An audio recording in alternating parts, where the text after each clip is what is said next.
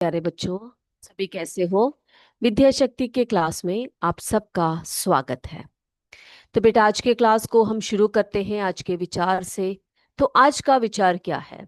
आज का विचार है, darkness can not drive out darkness, only light can do that.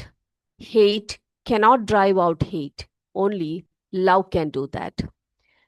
तो देखो, बहुत अच्छी बात कही गई है कि अंधेरा जो है कभी भी अंधेरे को दूर नहीं कर सकता। अंधेरे को दूर करने के लिए क्या चाहिए होता है बेटा? एक दिया की जरूरत होती है, एक बल्ब की जरूरत होती है, एक रोशनी की जरूरत होती है। तो अंधेरे को दूर करने के लिए अंधेरे का सहारा नहीं, लाइट का सहारा लेना लेना चाहिए, क्योंकि लाइट ही, रोशनी ही अंधेरे को दूर कर सकता है। उसी प्रकार hate cannot drive out hate, नफरत को हम नफरत से नहीं जीत सकते। उसको जीतने के लिए हमें किसकी आवश्यकता होती है? प्यार की जरूरत होती है। तो ये हमेशा याद रखिए, जहां पर अंधेरा हो वहां पर आप दिया जलाए या लाइट जलाए। जहां पर नफरत हो वहां पर आप स्नेह से उस नफरत को, उस हेट्रेड को दूर करने का प्रयास करें।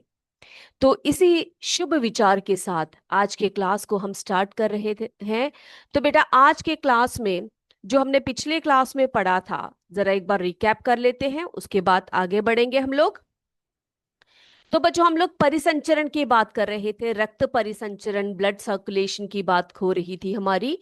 तो हमने उसमें पढ़ा कि जो हृदय होता है, जो मेन ऑर्गन, उसके चार चेम्बर्स होते हैं, या चार जो है उसके कक्ष होते हैं।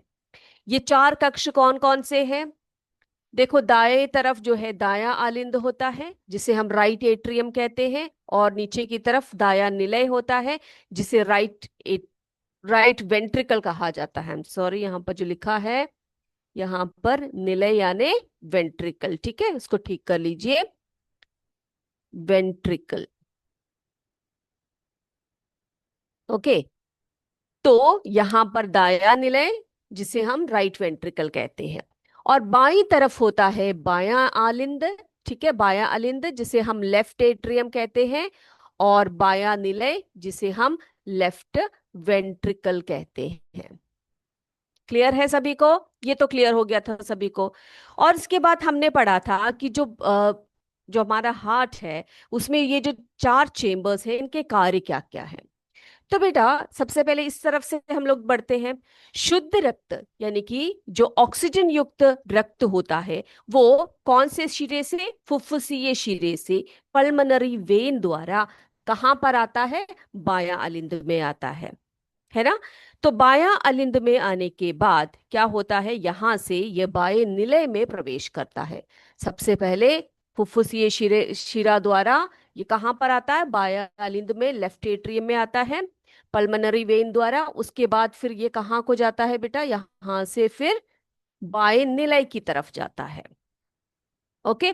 अब बाएं निलय से ये कहां पर एंटर करता है? बाएं निलय में प्रवेश करने के बाद कहां को एंटर करता है? महाधमनी में। कहा? महाधमनी। ओके, जिसे हम अयोटा बोलते हैं। तो महाधमनी में ये क्या करती है? जाती है, और महाधमनी से पूरे शरीर के भागों तक जाती है। सभी सभी शरीर के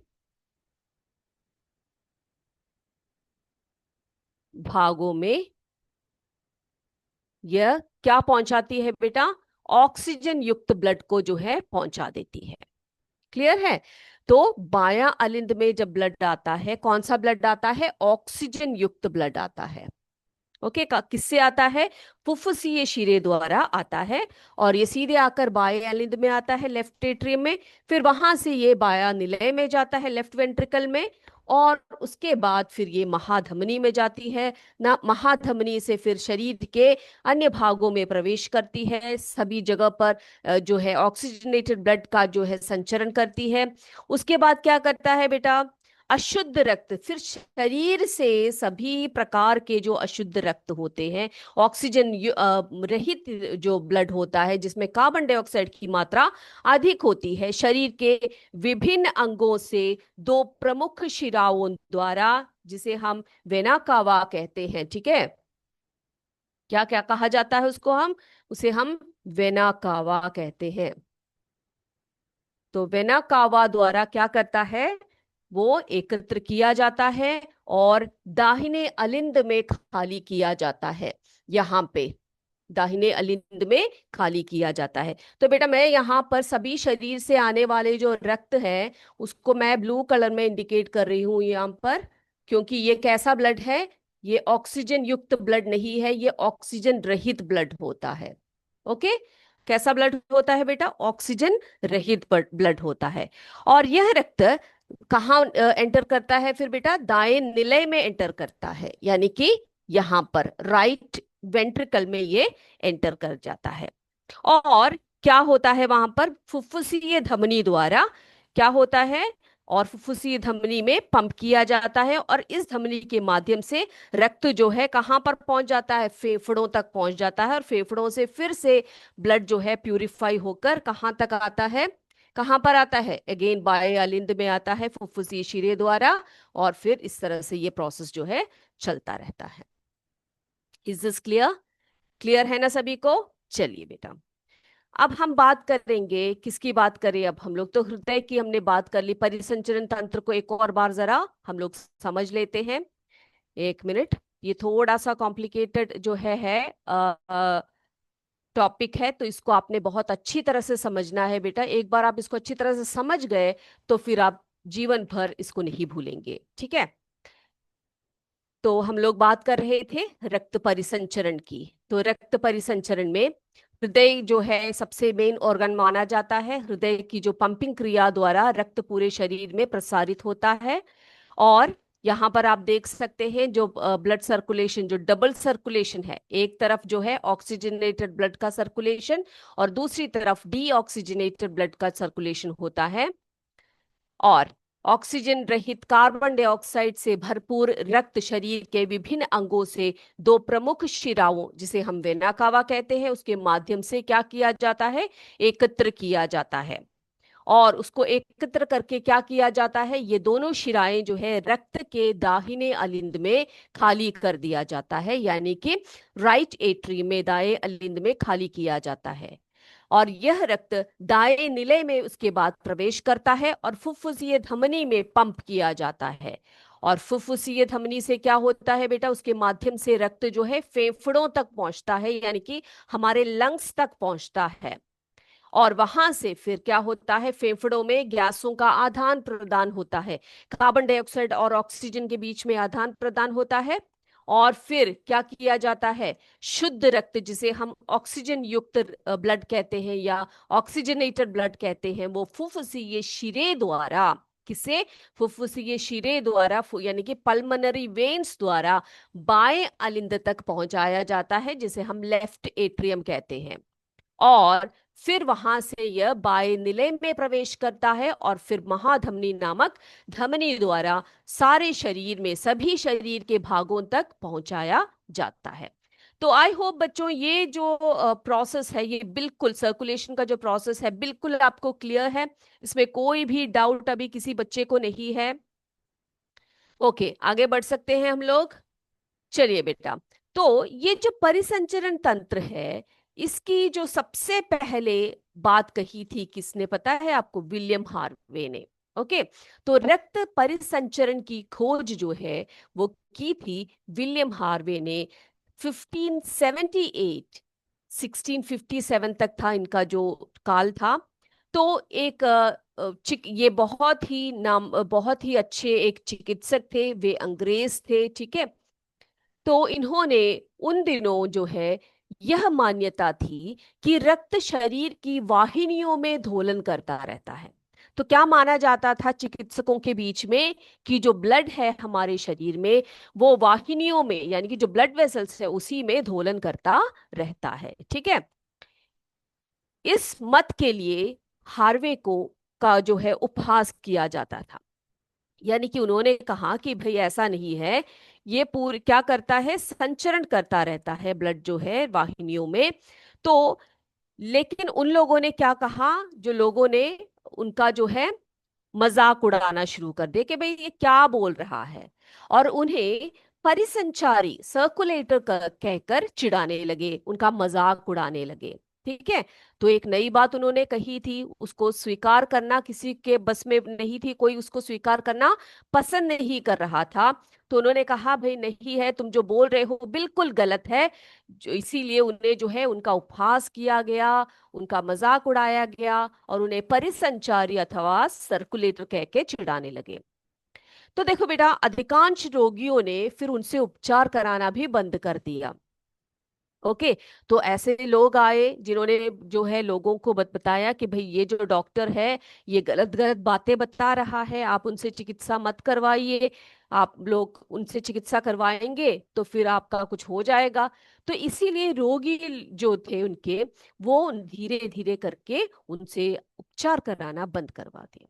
उसके बाद जो है बेटा, हार्वे की मृत्यु हो गई। ठीक है। लेकिन हार्वे की मृत्यु से पहले परिसंचरण के बारे में उनके विचार को जीव विज्ञानी तत्व के रूप में मान्यता मिल गई थी। सोचो जरा, देखो उस पर बहुत सारे खोज किए गए, उस पर बहुत सारे इन्वेस्टिगेशन, बहुत सारे रिसर्च किए गए। उसके बाद जो है उनके मृत्यु से पहले ही जो सर्कुलेशन है या परिसंचरण है उसके बारे में उनके विचारों को, उन्होंने जो जो बातें बताई थी उसको जीव विज्ञानी तथ्य के रूप में, तथ्य के रूप में, फैक्ट के रूप में लोगों ने मानना शुरू कर दिया। यानी कि चिकित्सकों के बीच में जो है उनको मान्यता जो है दी गई। ठीक है। तो अगर आपसे पूछे ये प्रश्न कि रक्त परिसंचरण की खोज किसने की थी, तो आपका आंसर होना चाहिए विलियम हार्वे। क्लियर है? चलिए बेटा, अब हम बात करते हैं हृदय की धड़कन के बारे में, हृदय की धड़कन के बारे में, हार्ट बीट के बारे में हम बात करते हैं। तो बेटा, हमने पिछले क्लास में आपको बताया था कि जो हृदय होता है वो प्रति मिनट जो हम लोग स्पंदों को जो संख्या होती है उसको क्या कहा जाता है, उसको हम पल्स रेट अथवा स्पंदन दर कहते हैं, है ना। तो विश्राम की अवस्था में किसी स्वस्थ व्यक्ति के स्पंदन का जो दर होता है सामान्यतः कितनी होती है, बता सकते हैं आप लोग मुझे? हमने पढ़ा था पिछली क्लास में 72 से 80 स्पंदन पर मिनट होता है। यानी कि नॉर्मल जो हार्ट बीट होता है आपका, यानी कि एक स्वस्थ व्यक्ति में वो 72 टू 80 स्पंदन बीट्स होते हैं। ठीक है। चलिए, तो बेटा हृदय के कक्षों की जो दीवारें होती है वो मांसपेशियों से बनी होती है। तो आपको पहले से ही मैंने शुरू में ही बताया कि जो हार्ट जो होता है वो muscular system, sorry muscular organ होता है। क्या होता है? एक मस्कुलर ऑर्गन होता है जो मांसपेशियों से, मसल से बना हुआ है, जिन मसल्स को हम कार्डियाक मसल्स कहते हैं, हृदय पेशियां कहते हैं। चलिए, अब एक मिनट। चलिए, तो उनको हम हृदय की पेशियां कहते हैं। अब ये जो मांसपेशियां होती हैं वो लयबद्ध रूप से, कैसे? लयबद्ध रूप से सिकुड़ती और शीतल होती है। ठीक है। तो ये मस्कुलासिस जो है मस्कुलर ऑर्गन है। तो मसल्स का एक काम क्या होता है बेटा, मसल्स की एक क्वालिटी क्या होती है, उनका एक फीचर क्या होता है कि उनमें एक ऐसी क्षमता होती है जिससे कि वो कॉन्ट्रैक्ट भी हो सकते हैं, रिलैक्स भी हो सकते हैं। सिकुड़ना और शिथिलता जो है वो किसकी विशेषता है? जो हमारी पेशियां होती हैं, मसल्स होते हैं, उनकी एक विशेषता है। तो इसी प्रकार हृदय की जो मांसपेशियां होती है वो लयबद्ध रूप से सिकुड़ती और शिथिल होती है, यानी कि रिलैक्स होती है, कॉन्ट्रैक्ट होती है। और ये लयबद्ध संकुचन और फिर से उसका शिथिलन ही हृदय की धड़कन है। तो बेटा हृदय की धड़कन यानी क्या होता है? कंट्रैक्शन और रिलैक्सेशन। ठीक है। तो हृदय की जो धड़कन होती है, हार्ट बीट जो होता है वो कैसा होता है बेटा? वो एक बार वो कंट्रैक्ट करता है, जो रिदमिक, इसको देखो लयबद्ध संकुचन बोला गया है, यानी कि वो रिदमिक होता है। Rhythmic contraction followed by its relaxation constitute a heart beat. तो आपसे पूछे कि हार्ट बीट क्या होता है, तो आप बताना हृदय का संकुच लयबद्ध रूप से, ठीक है, रिदमिक होता है, मैंने आपसे कहा लयबद्ध रूप से हृदय का संकुचन, और उसके बाद उसका रिलैक्सेशन, शीतलन जो होता है, वो हृदय का यानी कि हृदय की धड़कन कहलाती है। Okay, is this clear? Okay बेटा। तो अगर आप अपना हाथ अपनी छाती की बाईं ओर रखिए, कौन से साइड में? लेफ्ट साइड में रखे, तो आप अपनी हृदय गति महसूस कर सकते हैं। अब अभी के अभी आप वो करके देख लीजिए जरा, अपने हाथों को जो है अपने बाएं तरफ रख के देखिए बेटा, तो आपको महसूस होगा आपका हृदय जो है धड़क रहा है। ओके।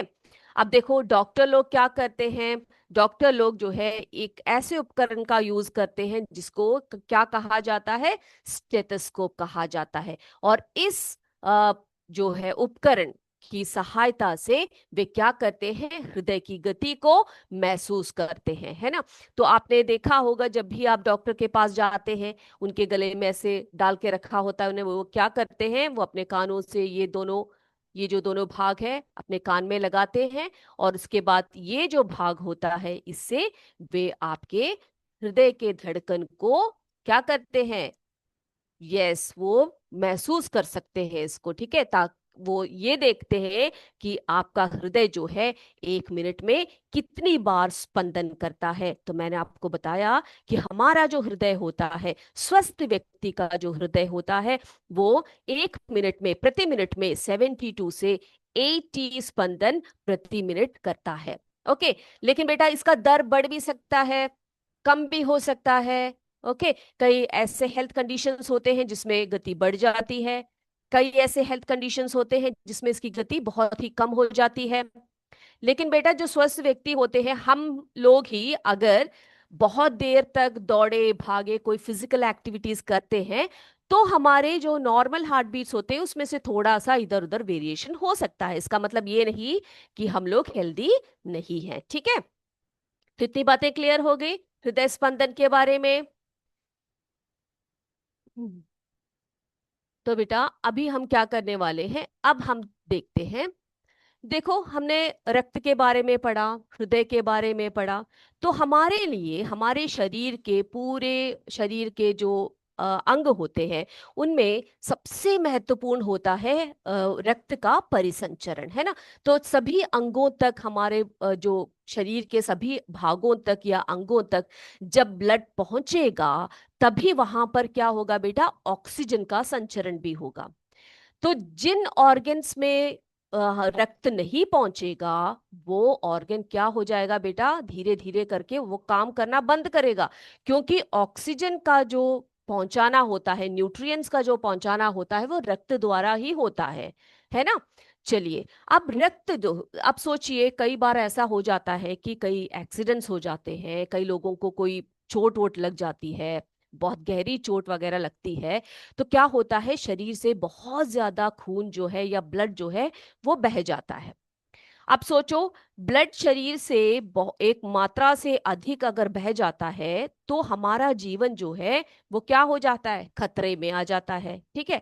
तो ऐसे में एक मार्ग होता है, क्या किया जाता है?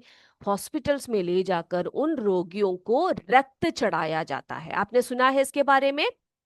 सुना है? ओके। तो ये रक्त हमें कहाँ से प्राप्त होता है बेटा? ये रक्त हमें ब्लड बैंकों से प्राप्त होता है, जो अस्पताल्स में, बड़े बड़े अस्पताल्स में होते हैं, ठीक है। तो वहां पर क्या होता है? कुछ व्यक्ति, स्वस्थ व्यक्ति अपने रक्त को दान करते हैं, ठीक है। तो देखो, रक्त की जो अनुपलब्धता के कारण सैकड़ों लोग अपनी जान गंवा देते हैं, है ना। ये बात सही है ना। कई बार ऐसा हो जाता है कि सड़कों वगैरह पर कई लोगों के एक्सीडेंट्स हो जाते हैं, कोई उनको देखता नहीं है, उनकी तरफ कोई ध्यान नहीं देता, वो वहीं पर पड़े पड़े उनका ब्लड जो है निकल जाता है। ऐसे बहुत सारे केसेस होते हैं जिसमें कि जो बिल्कुल ध्यान ना देने के कारण जो है उनके रक्त की अनुपलब्धता के कारण जो है बहुत सारे लोगों की जान जो है वो गवाया जाता है या चली जाती है। ठीक है। अब देखो बच्चे, स्वेच्छा से किया गया रक्तदान हानि रहित व दर्द रहित होता है, जो कई अनमोल जानें बचा सकता है। तो बेटा, रक्तदान जो है, ब्लड डोनेशन जो होता है, वो कैसी प्रक्रिया होती है?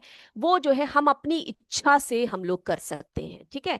जो हेल्दी लोग होते हैं वो क्या कर सकते हैं, जिनमें कोई बीमारियां वगैरह नहीं होती है, तो शरीर से स्वस्थ हैं, तो वो अपनी इच्छा से क्या कर सकते हैं, रक्त का दान कर सकते हैं। क्योंकि ऐसे बहुत सारे लोग होते हैं जिनको रक्त की बहुत आवश्यकता होती है।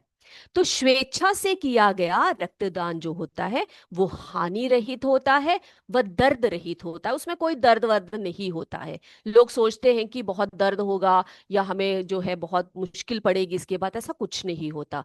बट लेकिन कई अनमोल जाने ये बचा सकती है। ओके। तो रक्तदान जो है अस्पतालों में सरकार द्वारा अधिकृत जगहों पर ही किया जाना चाहिए। ऐसा नहीं कि आपसे किसी ने बोल दिया कि भाई तुम अपना रक्तदान करो और कहीं पर आपको लेकर गए और आपका ब्लड निकाल दिया, ऐसा नहीं होता। तो रक्तदान जो है प्रॉपर होना चाहिए। कैसे? कि आप अस्पतालों में सरकार द्वारा अधिकृत जगहों पर ही जाए और वहां पर रक्तदान जो है कर सकते हैं। अब दान किया जो ब्लड होता है, आप सोचोगे कि मैम ये ब्लड जो है थोड़ी देर में क्लॉट हो जाता है ना? जैसे ही हम लोग बाहर देखा है ना आपने, ब्लड को हम लोग जैसे ही हमारे हाथ से या पैर से चोट लगती है थोड़ी देर बाद उसमें धक्का बन जाता है, क्लॉट बन जाता है। देखा है ना आपने? मैंने बताया भी था आपको कि वो क्लॉटिंग क्यों होती है, किसके कारण होती है। जो हमारे ब्लड में सेल्स होते हैं, प्लेटलेट्स जिसको हम कहते हैं, वही उसका कारण होते हैं। वो एक डिफेंस मैकेनिज्म होता है हमारे बॉडी का, जिससे कि ज्यादा खून हमारे शरीर से ना बहे, है ना? तो ये ब्लड को जो क्लॉटिंग, तो आपने सोचा होगा कि ये जो ब्लड हम लोग देते हैं तो वो क्लॉट हो जाता होगा, है ना? तो ऐसा नहीं होता। उसके लिए एक विशेष जो है जगह होती है जिसे हम ब्लड बैंक कहते हैं। देखो आप यहाँ पे देख सकते हो, ये एक अस्पताल का ब्लड बैंक दिखाया गया है।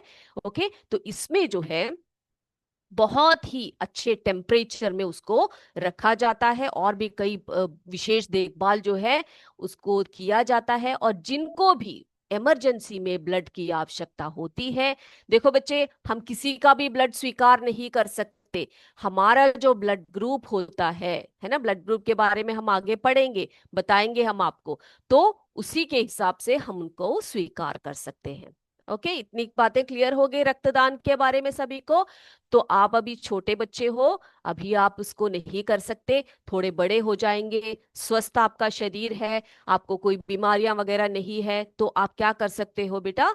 रक्त का दान कर सकते हैं, जिससे कि हम बहुत सारे लोगों के जान को बचा सकते हैं। ठीक है।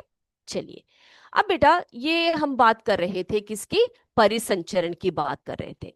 अब हम बात करेंगे उत्सर्जन के बारे में। किसके बारे में बात करेंगे हम? जंतुओं में उत्सर्जन। उत्सर्जन क्या होता है बेटा? एक्सक्रीटरी सिस्टम के बारे में बात करेंगे। यानी कि हमारे शरीर में अगर जो है अपशिष्ट जो है बहुत ज्यादा उत्पन्न हो जाते हैं। ठीक है। तो अगला हम बात करेंगे किसकी? जंतुओं में उत्सर्जन की बात करते हैं। तो आई होप बेटा जो हृदय है और जो परिसंचरण तंत्र है उसके बारे में आपको बिल्कुल क्लियर आइडिया मिल गया है ना? अब हम बात करेंगे जंतुओं में जंतुओं में उत्सर्जन के बारे में।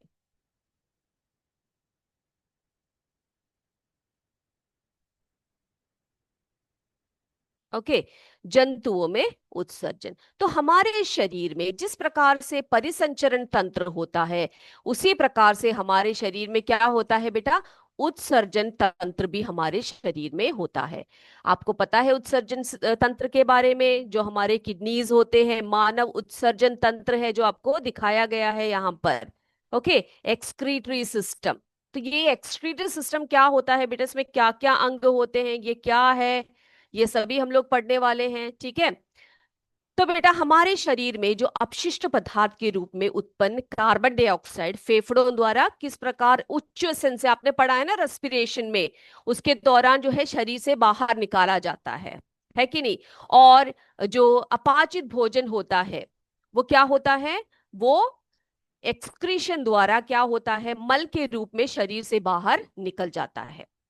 अब बेटा ये जो अपशिष्ट पदार्थ होते हैं हमारे शरीर से, ये किस प्रकार से बाहर निकलते हैं हमारे शरीर में से, तो उसी के लिए हम क्या पढ़ेंगे बेटा, उसमें कुछ जो है कोशिकाएं होती है, कुछ अंग होते हैं जो क्या करते हैं हमारे शरीर से इन सभी उत्सर्जी पदार्थों को, सभी वेस्ट प्रोडक्ट्स को बाहर निकालते हैं।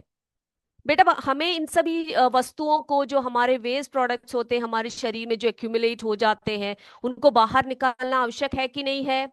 बिल्कुल है। क्यों? क्योंकि अब देखो, आपने कमरे में बहुत सारी गंदगियां आपने फैला रखी है, आप थोड़े दिनों बाद उस कमरे में घुस नहीं सकते। क्यों नहीं घुस सकते बेटा? वहां से बदबू आएगी, वहां पर क्या होगा, साफ सफाई नहीं हो तो आप बीमार हो जाओगे, है ना।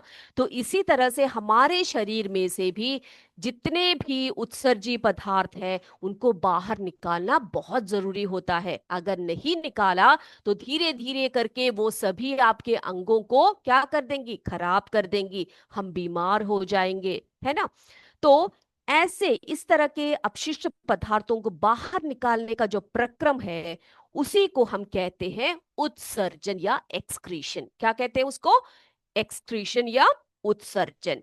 और उत्सर्जन में भाग लेने वाले सभी अंग मिलकर क्या बनाते हैं? उत्सर्जी अंग बनाते हैं। एक्सक्रीटरी जो एक्सक्रीटरी सिस्टम बनाता है, उत्सर्जन तंत्र बनाता है। अब देखो बच्चे, यहां पर क्या दिखाया गया है, ये मानव उत्सर्जन तंत्र है। इसमें आप देख सकते हो दोनों तरफ क्या है बेटा, यहाँ पे देख सकते हो ये बीन के शेप में दो स्ट्रक्चर्स यहाँ पे दिखाए गए हैं। ये क्या है हमारे, ये वृक्क है। क्या है? वृक्क अथवा किडनीज है। ओके। वृक्क में से यहाँ पर देखिए दो ऐसे ट्यूबुलर स्ट्रक्चर आपको दिखाई पड़ रहे हैं, देखा आपने? इसको क्या कहा जाता है? ये मूत्र वाहिनी होती है। क्या होती है बेटा? इसको हम क्या कहते हैं? इसको हम मूत्र वाहिनी कहते हैं, यूरेटर कहते हैं। क्या कहते हैं? यूरेटर अथवा मूत्र वाहिनी। ओके।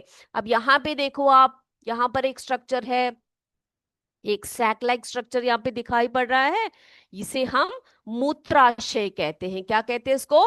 मूत्राशय अथवा यूरिनरी ब्लैडर कहा जाता है। ओके। अब देखो यहाँ पर, ये देखिए यहाँ पर ये है, ये जो एक नलिका यहाँ पर नीचे की तरफ दिखाई पड़ रही है, ये है यूरेथ्रा। क्या है? यूरेथ्रा अथवा मूत्र मार्ग कहा जाता है, जहां से यूरिन जो है पास होती है। और यहाँ पर देखो यूरिनरी ओपनिंग होती है यहाँ पर नीचे की तरफ। ओके। उसको हम मूत्र रंध्र कहते हैं, जिससे कि जो मूत्र होता है, जो यूरिन होता है, वो बाहर की तरफ निकल जाता है शरीर के। तो यही हम पढ़ने वाले हैं अगले क्लास में। इसको डिटेल में पढ़ेंगे, सारे स्ट्रक्चर्स को हम लेबल करके हम सीखेंगे, और ये क्या क्या कार्य करते हैं, वृक्क क्या कार्य करते हैं, मूत्रवाहिनी क्या कार्य करती है, मूत्राशय क्या करता है, ये सभी हम अगले क्लास में बहुत डिटेल में पढ़ने वाले हैं। आई होप आज का क्लास जो है आप सभी बच्चों को क्लियर हो गया है। अगली क्लास में आपसे फिर मिलेंगे। तब तक जय विद्याशक्ति, जय हिंद, जय भारत। धन्यवाद।